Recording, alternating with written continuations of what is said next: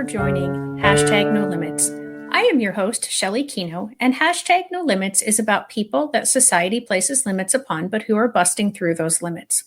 Ophelia says in Hamlet, "We know who we are, but not who we'll be." And I believe that to be 100% true, and that there is no better or more beautiful example than the caterpillar turning into the butterfly. The caterpillar literally dissolves into its cells, and then just when it thinks its life is over, it reforms into the butterfly. But it's not finished struggling. It has to struggle in order for its wings to be strong enough to take it everywhere it's going to go when it comes soaring out of that cocoon. That can't be easy, but neither is busting through the limits that society places upon us. And today, my guest, Sean, I'm going to bring him on in just a minute, has a fabulous story to share with us about his life. But before we bring him on, I do want to remind you that this is episode 199. So next week, April the 1st, 2025, will be my 200th episode. And I'm so grateful and thankful to all of my guests for helping me get here. And I'm going to celebrate with you, the audience, by giving away Cardinal baseball tickets, Holiday World, Splash and Safari in Santa Claus, Indiana, passes, day passes. I've got jewelry. I'll probably have one of my books to give away. So please make sure that you like and subscribe to this channel so that you don't miss the notification. Make sure you click the bell to get the notifications as well, because you want to join me next week, April 1st, 2025. It's not an April Fool's joke. It's really going to happen. And I want to make sure that you get a chance to win some of those fabulous prizes. And to hear Merle K. Evans is my guest next week, to hear her story as well. So enough about me. And next week, let's go ahead and bring Sean on. Hi, Sean. Welcome. Hi, Shelley. It's wonderful to see you. I appreciate all that you do, and I'm excited to be on your show. It's a great honor.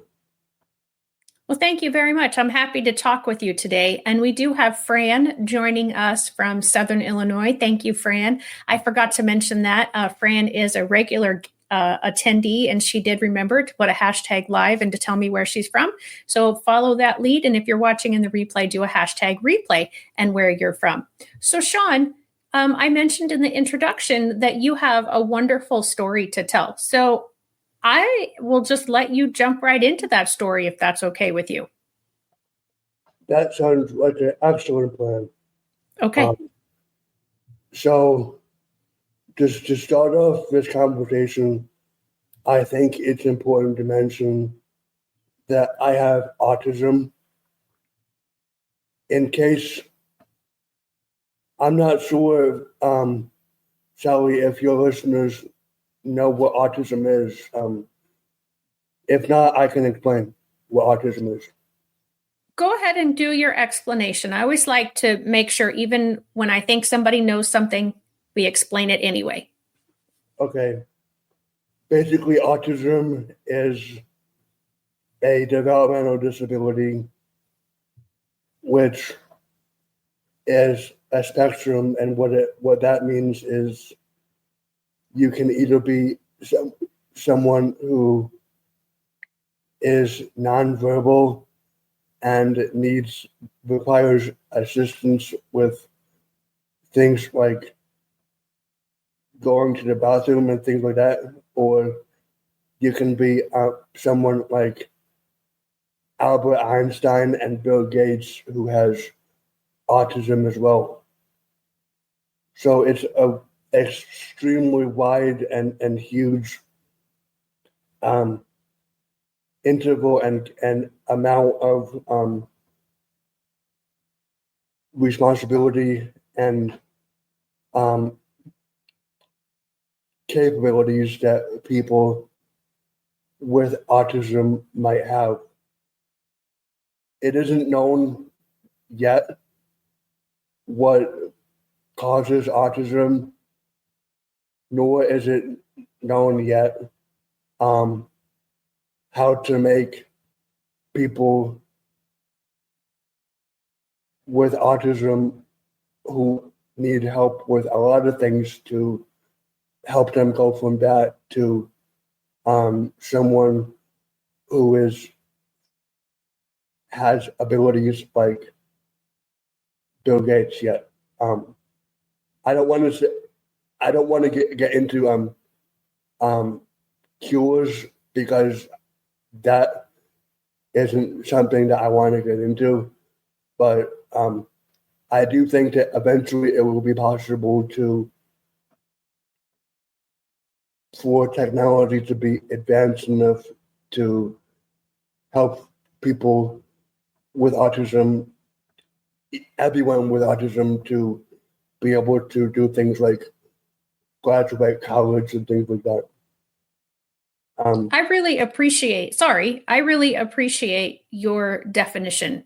I really also liked your optimism of we don't know yet. We haven't found yet. And so I love that. And I also am happy that you mentioned Bill Gates and Albert Einstein, because I sometimes think our society looks at some people with autism and thinks that they are not going to have a successful life. Yeah. And I don't know anybody that would say Bill Gates or Albert Einstein are not successful. I don't know.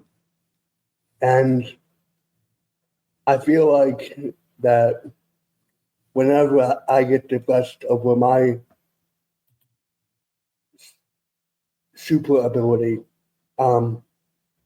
I think of people like Bill Gates, and I think of Temple Grandin.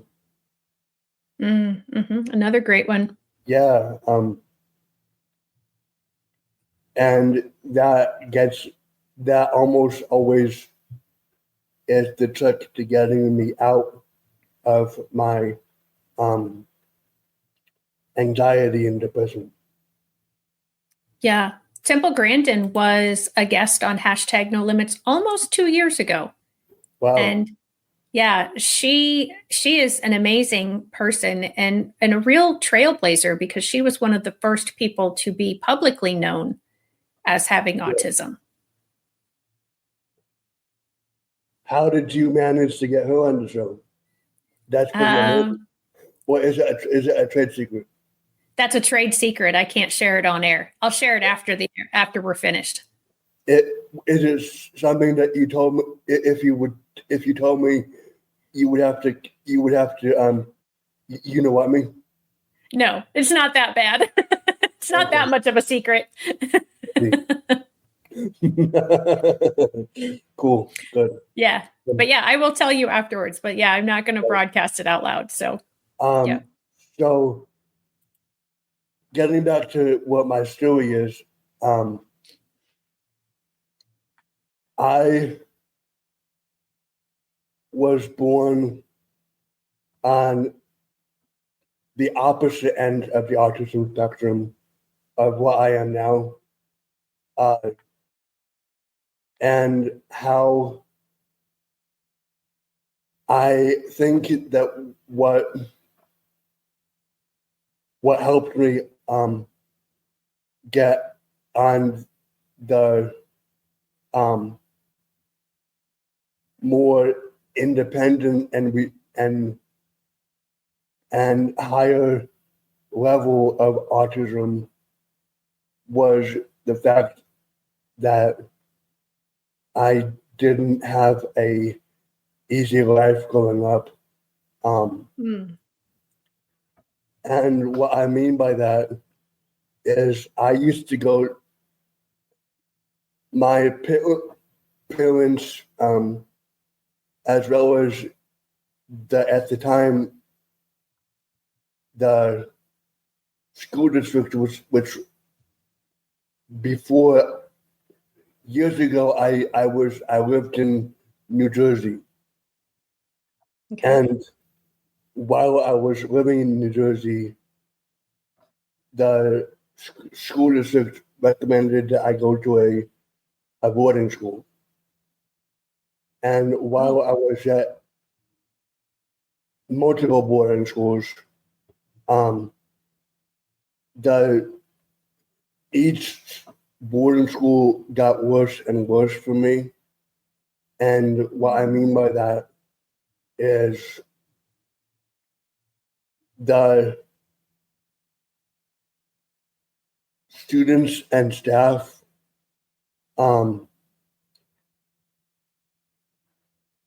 mistreated me greatly, immensely.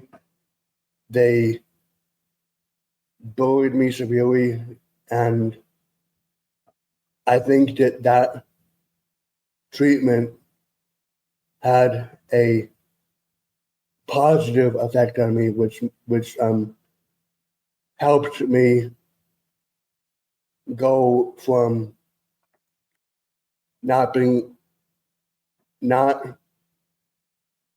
being able to do a lot of things and not even having a lot of help to do a lot of things to being able to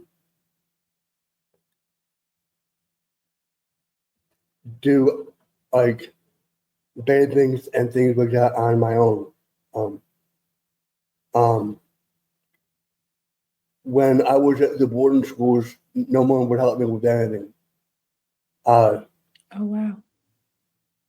When I was at the boarding schools, I wasn't provided 3 meals a day. I one school in particular, I was forced to sleep outside on the concrete with no Oh my covers, gosh. and no pillow. And so that story in particular is what I would like to write a book about eventually. Um, I feel like that it's important for parents to not make an assumption that boarding schools are safe. I Right. feel like it's important for parents to not make an assumption that summer camps are safe. Because when I went to a summer camp, a couple of the campers almost drowned me.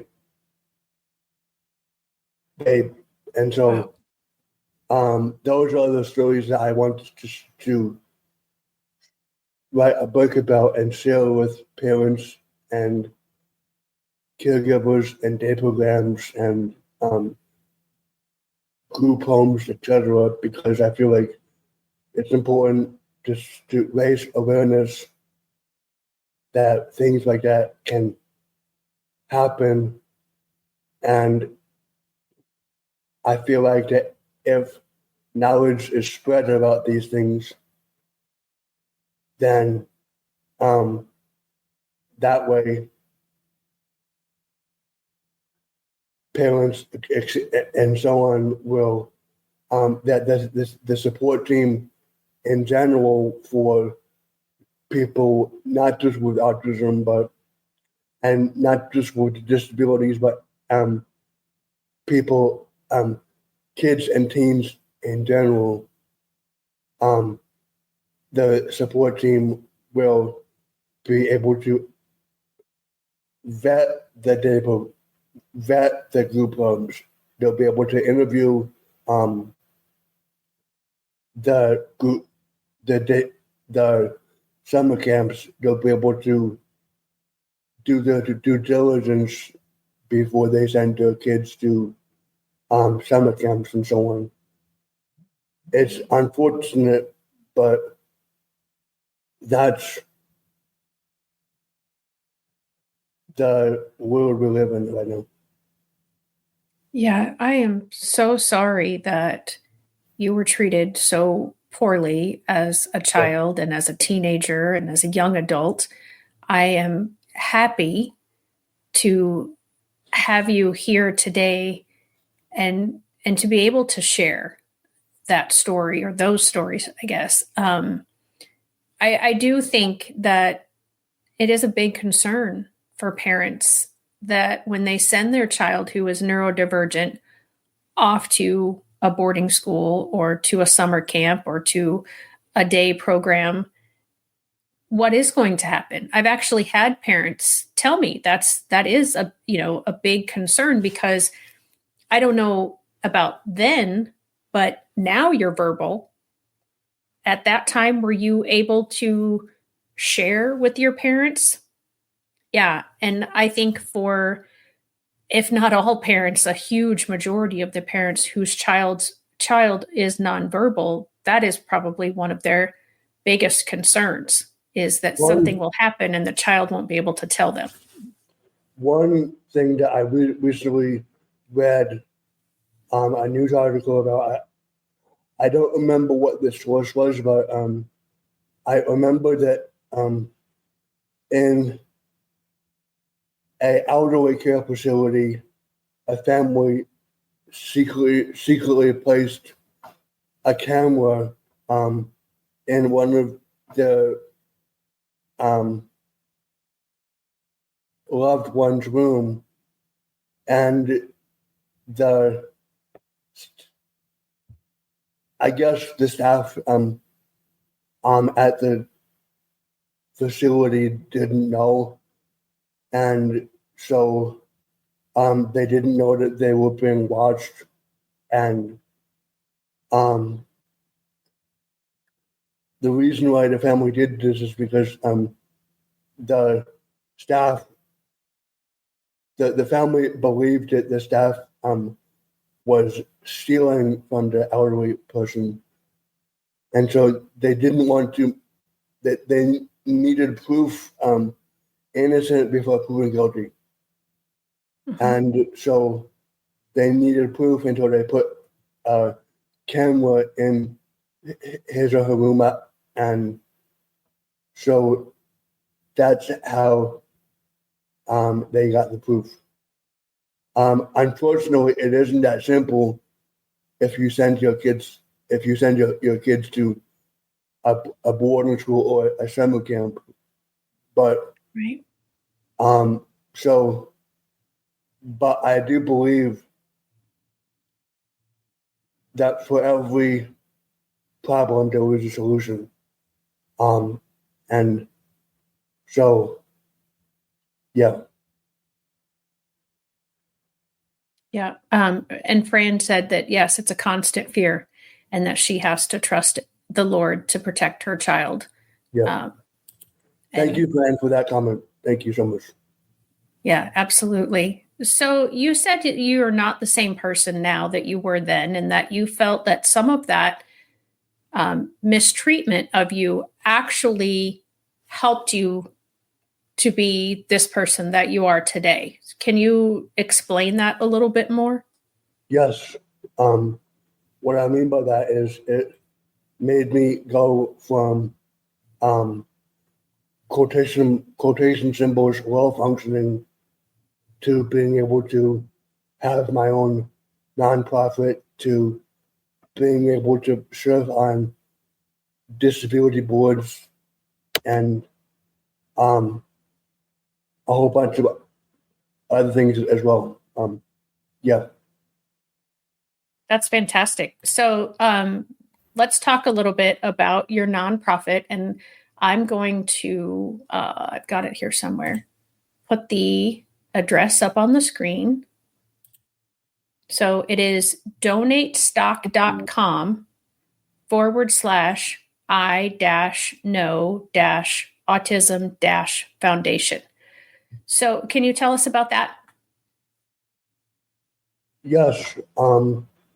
So basically what donatestock.com/I know autism foundation is, and that's just one of my websites that I have. I have other websites as well, but what this one in particular is it gives people the option to exactly what it said, what its title is, donate stock. So donate shares, donate from the stock market and things like that. So if people have stocks in, like, let's say Microsoft, they'll be able to, if they want to, and if they're interested, they'll be able to donate some of that stock to my nonprofit. And I believe, if I'm not mistaken, what will happen if I create a new tab and if I go to that website right now? Will they be able to? Will the viewers be able to see it, or not? Yeah, I should be able to, if you you have a present button down below where we Okay. are. Yeah. If you click on that, you should be able to present. All right.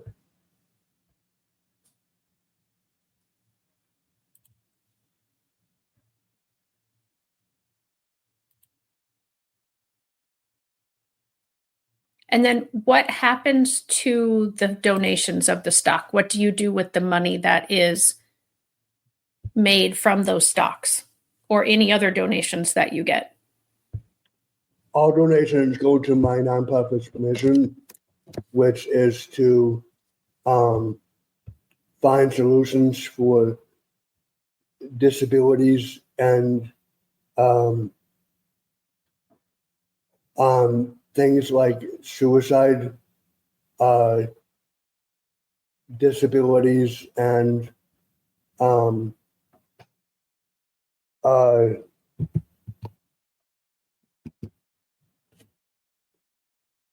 substance use and disabilities and revenge crimes. Oh, okay. What I mean by revenge crimes is, let's say that someone with a disability, um, are you able to see this, Sally, now, or no? Yeah, it's up on the screen. You should be able to see it as well. Okay, so it says support I Know Autism Foundation with a tax advantage stock gift.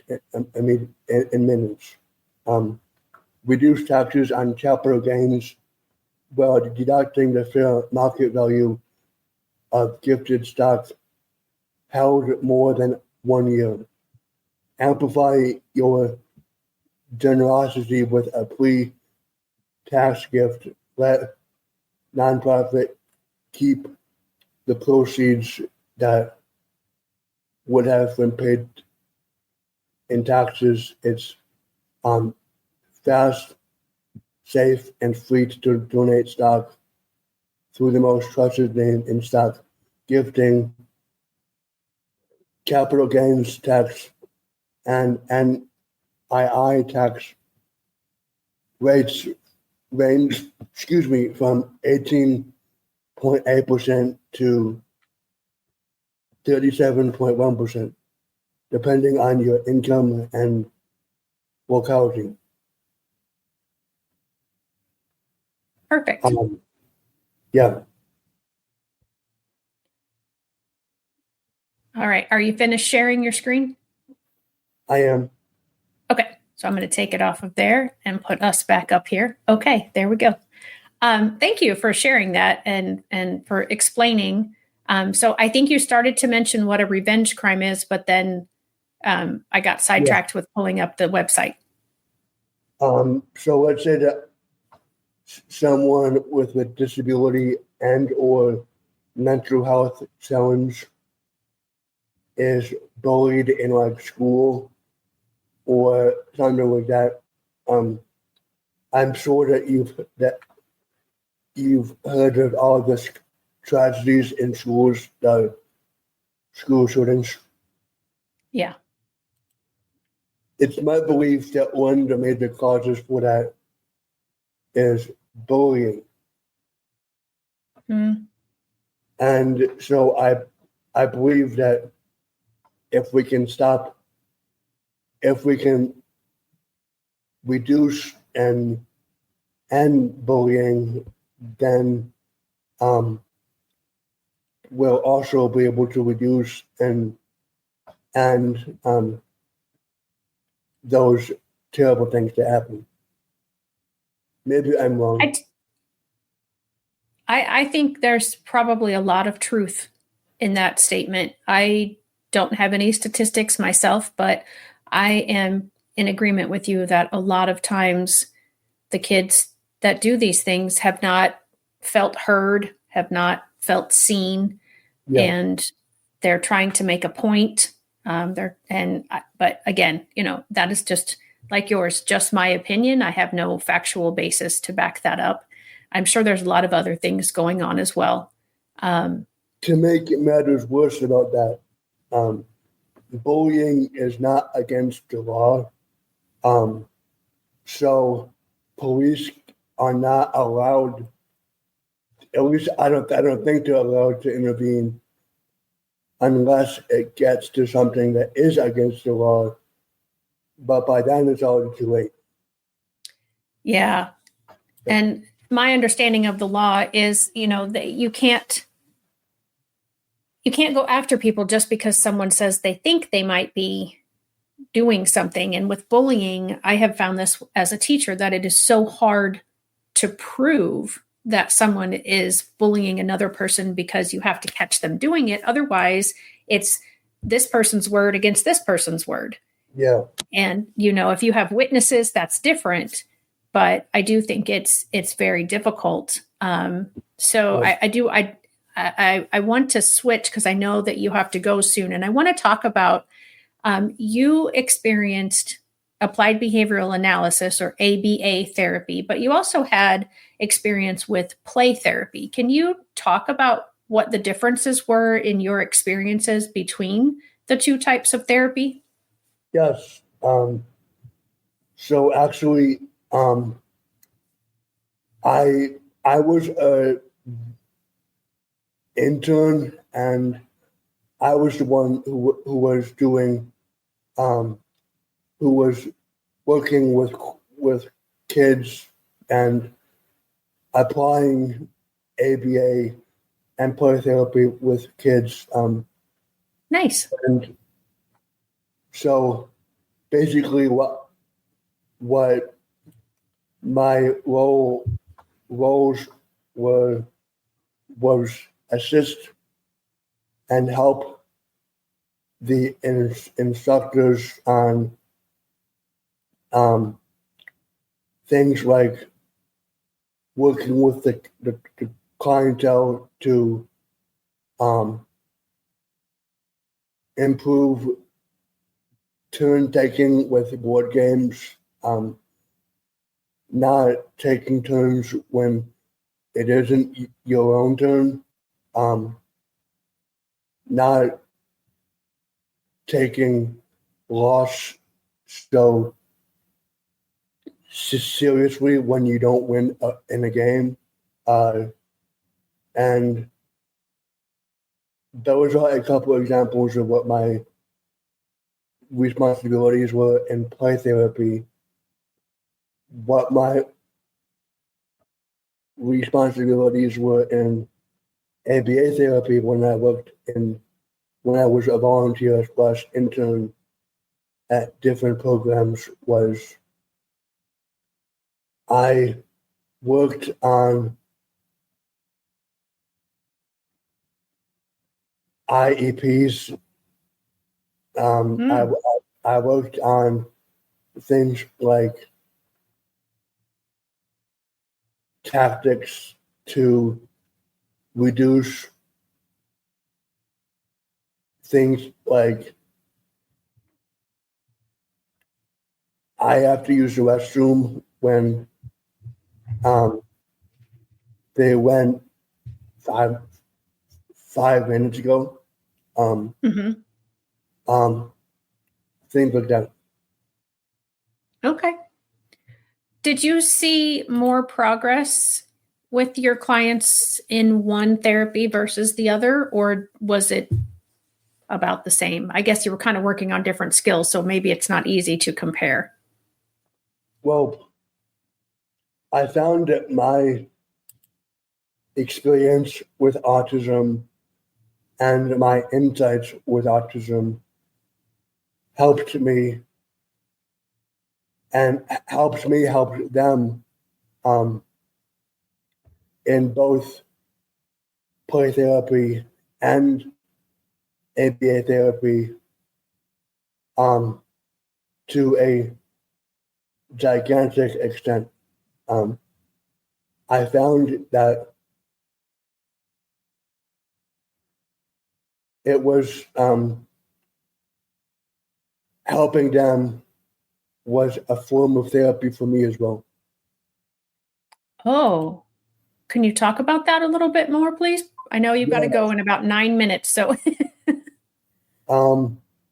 What I mean by that is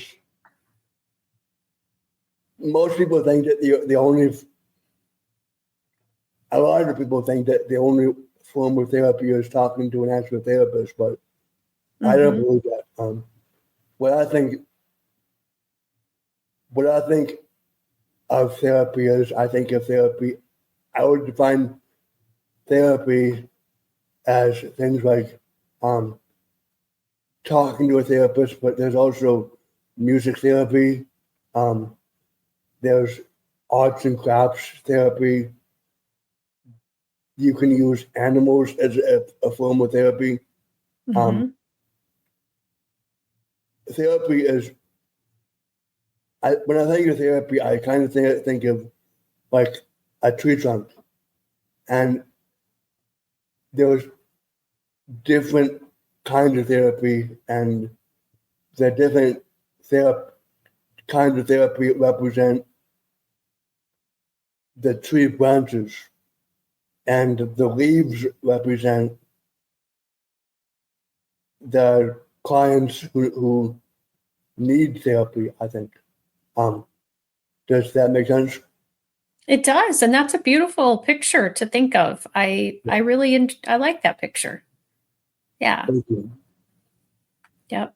Well, like I said, I know that you have to leave me here in just a few minutes, and so normally when there's just this little bit of time left in the show, I offer the guest the opportunity, if we haven't covered something that you wanted to cover today, now is your chance in these last few minutes to do so. Is there anything that you want to be sure or thought you wanted to say before coming on here? Yeah. If you can only take away one thing from my interview today, there was one thing that I would like you to take away from this interview, which is a couple of things actually. First, never give up, never give in, and never surrender to difficult situations. Instead, force the difficult situations to give up, give in, and surrender to you. Wow. You are your own author. You are your own storyteller, and you can either make your story into a bestseller, or you can make your story a average story. I think it depends on you. Also, I would say the grass is green wherever you water it. Yeah. So true. So Thank you. true. I appreciate both of those final statements. And Fran also says, thank you for being real. And I go ahead. I appreciate you, Fran. Thank you for your support. Yeah, I also, have the same sentiment as Fran. I thank you so much for being real. I thank you for sharing. Your story brought tears to my eyes of sadness for what you went through, but also tears of joy for where you are today, the limits that you have busted through. You are a great inspiration, Sean, and I am so thankful that you took time out of your day to spend it with me and with my audience and to share your story. How can people find you before we go really quick? Can they just connect with you through, I know you have a LinkedIn page. So is that the best way to connect with you? It is. Okay. And speaking of no limits, I do want to lastly say that I don't understand why people say the sky is the limit. What I would say is there is no limit. The sky is a form of limitation, I think. But there shouldn't be any limitation to things that people can do. Yeah. Yep. I agree. We should not limit people's potential. All right, Sean, I'm going to take you out for the last little second here. And again, remember, guys, like and subscribe to the channel. You do not want to miss next week's episode. You do have to be watching live in order to have opportunity to win those Cardinals baseball tickets, the Holiday World Splash and Safari tickets, and the other items. There will not be opportunity in replay. And I know that at 1:00 on a Tuesday, that's tough to do, but schedule your day next Tuesday, April 1st, so that you can join me and you can have opportunity to not only win those prizes, but hear a fabulous story from Merle K. Evans. I'm really looking forward to having her. She will be the first guest that I've had with her particular type of disability. So I am thrilled to have her again. Sean, thank you for being my guest today. And remember, guys, we know who we are, but not who we'll be. Have a great week. Bye-bye. Hey, parents and teachers, are you tired of IEP meetings that feel like a battle? Let's put an end to the tension and create a collaborative, calm, and respectful environment together. Shelley Keno, your go-to IEP consultant, can transform your meetings into positive and productive experiences.